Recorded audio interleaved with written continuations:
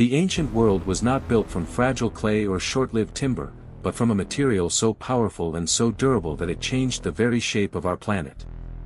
When we look at the vast, unreinforced dome of the Pantheon in Rome, or at the towering arches of aqueducts striding across deep valleys, we are not simply looking at stone. We are looking at the result of a genuine technological revolution, ancient Roman concrete, known to scholars as opus cementitium. This was never an attempt to copy natural rock. It was a manufactured monolith, engineered on principles of physics and chemistry that its builders understood only through generations of careful observation. It withstood time, dampness, seawater, and seismic shock with equal ease. To understand how an ancient civilization built infrastructure that has outlived our own by thousands of years, it helps to look closely at the geology and the engineering mind of Imperial Rome. From hewn stone to liquid form. The story of Roman concrete begins with a search for an alternative to classical stone construction. For centuries, ancient builders had relied entirely on the hand-shaping of stone. The Greeks, for instance, perfected ashlar masonry to an extraordinary degree, raising magnificent marble temples celebrated for their geometry and proportion. But the method carried a serious drawback. Quarrying and dressing stone blocks demanded enormous stretches of time, and a single unexpected crack running through the rock could erase weeks of human labor in an instant. Stone construction also placed hard limits on architecture itself. Building spacious, open interiors without a dense forest of supporting columns was practically impossible using stone beams alone. The Romans thought on a different scale entirely. A rapidly expanding empire needed thousands of kilometers of roads, hundreds of aqueducts, bridges, harbors, and public buildings. What they needed was a method that let them build quickly, draw on whatever materials were locally available, and span enormous interior spaces without interruption. The solution turned out to be genuinely ingenious.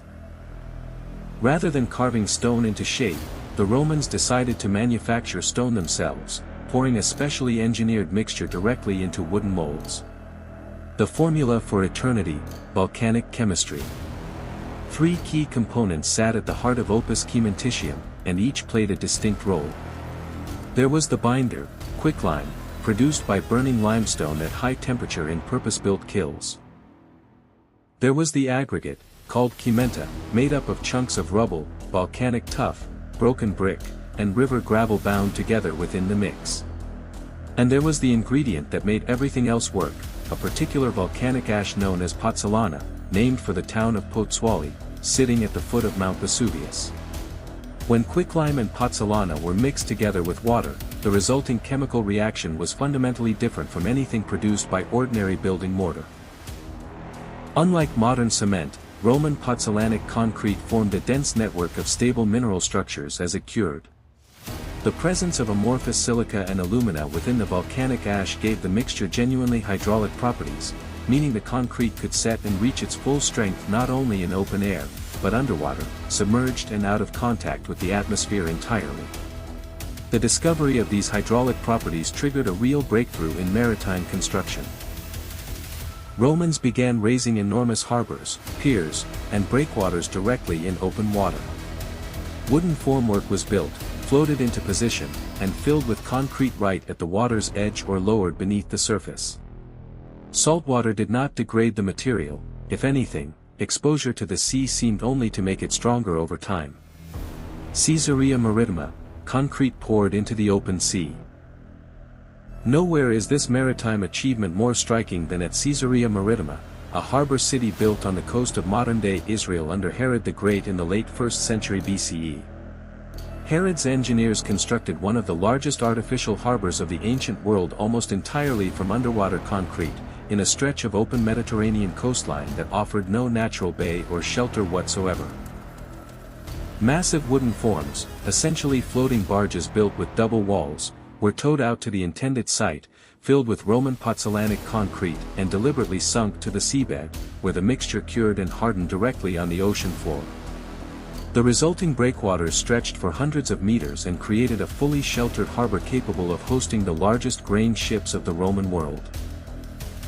Modern marine archaeologists who have dived on the remains of Caesarea's harbor in recent decades have found that much of the underwater concrete, poured more than 2,000 years ago, remains structurally intact to this day, a feat that modern marine engineering, working with contemporary steel-reinforced concrete, still struggles to match.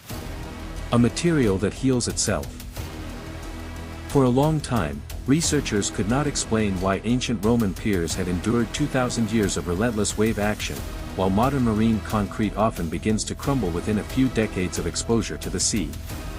The answer eventually came from materials scientists working across several research groups, including a widely reported 2023 study led by MIT engineer Admir Mazik, working alongside colleagues at Harvard and several European institutions. The research revealed that small white mineral fragments long visible throughout Roman concrete, and long dismissed by earlier generations of researchers as evidence of sloppy mixing, were in fact deliberately preserved lime clasts, embedded into the mix on purpose. When seawater eventually worked its way into microscopic cracks, it dissolved these lime clasts. That dissolved lime reacted with volcanic ash and the minerals present in seawater, and the reaction grew crystals of rare minerals. Tobermarite and philipsite among them, directly within the cracks themselves. Those crystals functioned almost like a scar tissue, physically closing the microscopic fractures from the inside. Seawater, rather than destroying the concrete, was actually triggering an ongoing process of self-repair, one that could continue working for as long as the structure stood in contact with the sea. Researchers now believe this effect traces back to a technique known as hot mixing, in which the Romans combined quicklime with the aggregate while the lime was still extremely hot, rather than pre-slaking it into a paste beforehand, as most modern reconstructions of the recipe had long assumed. That extra heat appears to be exactly what allowed these reactive lime clasts to survive intact within the finished concrete, ready to activate whenever a crack eventually formed. Architecture of freedom, arches, vaults, and domes. The discovery of concrete-freed architects from the rigid constraints of the post-enlintel system that had defined stone building for centuries. Pouring concrete into wooden formwork, Roman builders began raising enormous cylindrical vaults, open arcades, and domed ceilings on a scale no civilization had attempted before. The summit of this mastery is the celebrated Pantheon in Rome, completed under the Emperor Hadrian in the early 2nd century CE. It remains, to this day, the largest unreinforced concrete dome ever built anywhere in the world.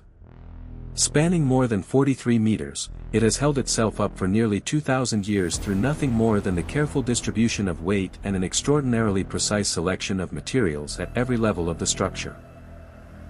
To keep that enormous dome from collapsing under its own weight, Roman engineers used a graded approach to the aggregate itself, shifting the mix of materials as the dome rose. Heavy, dense basalt stone was mixed into the concrete near the base, where the greatest load needed to be carried. Moving up toward the middle of the dome, builders switched to lighter, more porous tough and broken terracotta. And near the very summit, surrounding the famous oculus, the open circular window at the dome's crown, the aggregate shifted again, this time to featherlight volcanic pumice. The thickness of the dome itself was reduced in step with this lightening of material, tapering from roughly 6 meters at the base down to just about 1.3 meters near the oculus. Building technique and its social impact. Unlike modern builders, the Romans never poured a liquid mixture straight from a rotating drum. Their method relied on manual, layer-by-layer tamping. Workers laid down a layer of pozzolanic mortar, added a layer of stone aggregate on top, and compacted the whole thing firmly with heavy wooden rammers, driving out air pockets and producing a genuinely monolithic density throughout the structure. The outer face of a wall was typically finished with brick or blocks of tuff, and then covered over with plaster or thin slabs of marble. Nearly every monumental, marble, building of imperial Rome was, underneath its polished surface, a massive block of concrete.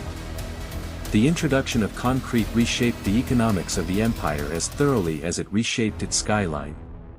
Quarrying and precisely dressing marble demanded hundreds of highly skilled, highly paid specialists working over long stretches of time. Producing lime, volcanic ash, and gravel, by contrast, required a very different kind of workforce. Large numbers of laborers, many without specialized training, organized on a massive scale. That shift let the Roman state undertake enormous construction projects across the full breadth of Europe, North Africa, and the Near East simultaneously, employing tens of thousands of workers and turning public building itself into one of the empire's largest and most consistent sources of organized labor. A lost legacy, and lessons for the future. With the fall of the Western Roman Empire, this uniquely sophisticated knowledge was largely lost. The long trade chains that once carried volcanic pozzolana from the Bay of Naples to distant provinces broke down entirely. The precise recipes for burning lime and combining ingredients in the right proportions faded from practice for more than 1,000 years. Medieval Europe returned to traditional stone masonry, bound together with far weaker, less reliable lime mortars. It was only in the 19th century, with the invention of Portland cement, that humanity began once again to manufacture artificial stone on a large scale. Modern reinforced concrete, though, differs from its Roman ancestor in a crucial way. It depends on steel rebar embedded within it for tensile strength, and that steel, over time, reacts with moisture and carbon dioxide, rusting, expanding, and slowly cracking the surrounding concrete from the inside out. Most modern concrete structures are engineered with a service life of somewhere between 50 and 100 years. Ancient Roman concrete stands as proof of what a deep understanding of natural chemistry allowed one civilization to build, a material that has, quite literally, outlasted the empire that invented it. Today, materials scientists around the world are studying the old Roman recipes in close detail once again, hoping to learn how to manufacture concrete that is not only more durable, but genuinely self-healing, for the cities of the future.